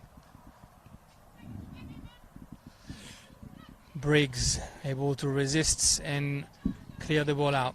Briggs has been an absolute stalwart today for Woden-Weston, using her power and strength to great effect. She's just beaten mostly everyone off the ball. She's very rarely lost the ball, and her timing's been very good as well, so well done to her today. DeMarco trying to bring the danger again. Finds Wilkinson. Pennyfield has Patterson on the right side. She finds her. Patterson trying to find DeMarco, but Brown again. Legends running with the ball. Good clearance by Coppell. Most of the Gungahlin players are in the Wanderers half. DeMarco trying to find Pennyfield, definitely offside. Flag is up. Took a while for it to come up though. I mean, I know everyone was calling for it, but it did take a while for the official to raise his flag on the line there.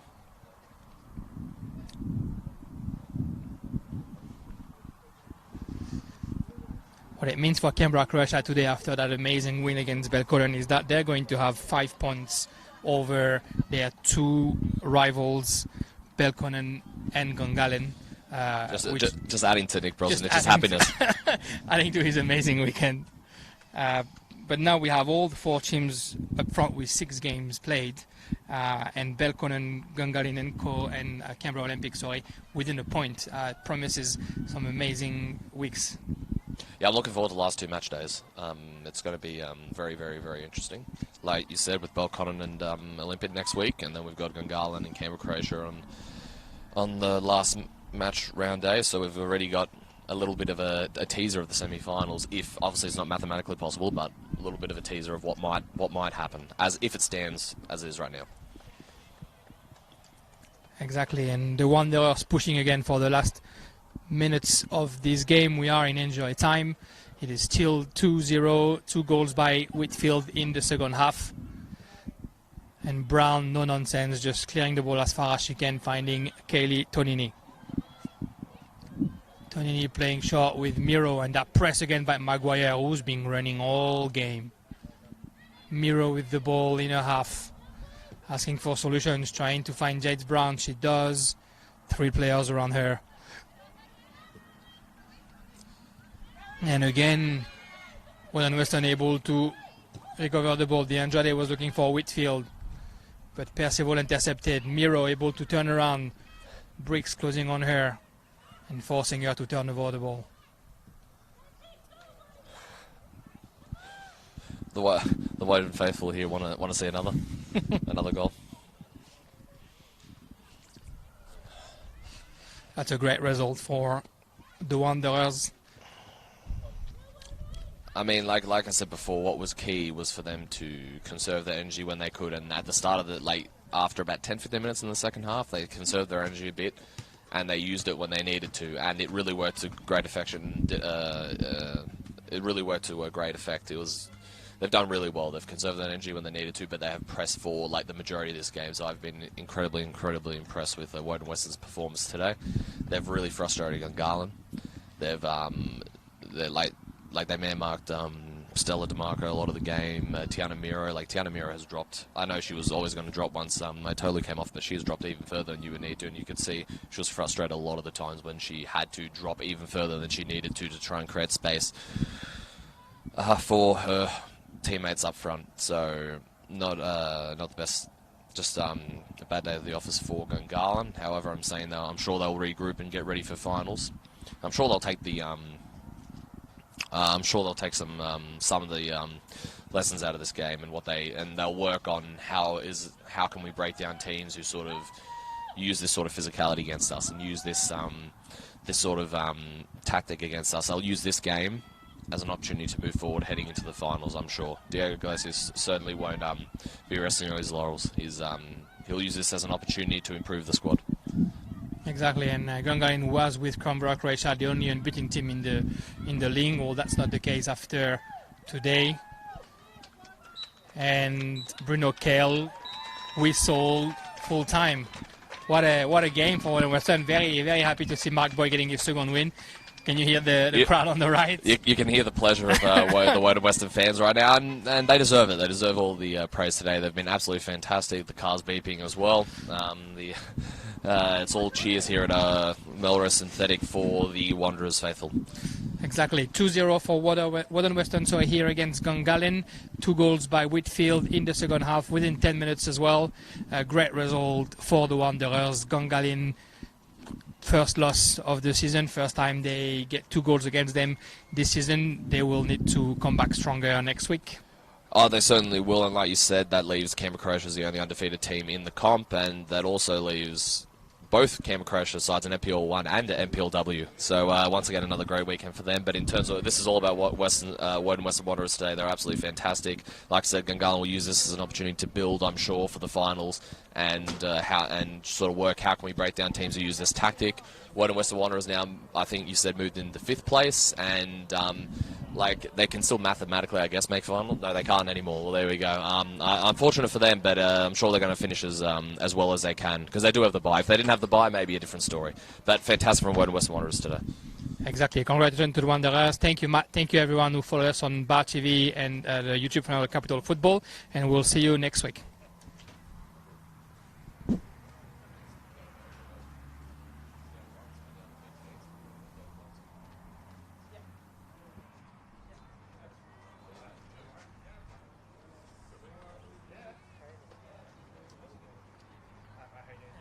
I'm good.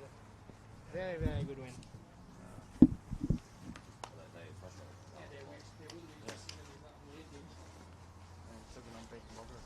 Yeah, Yeah. good result for them. Well, bro.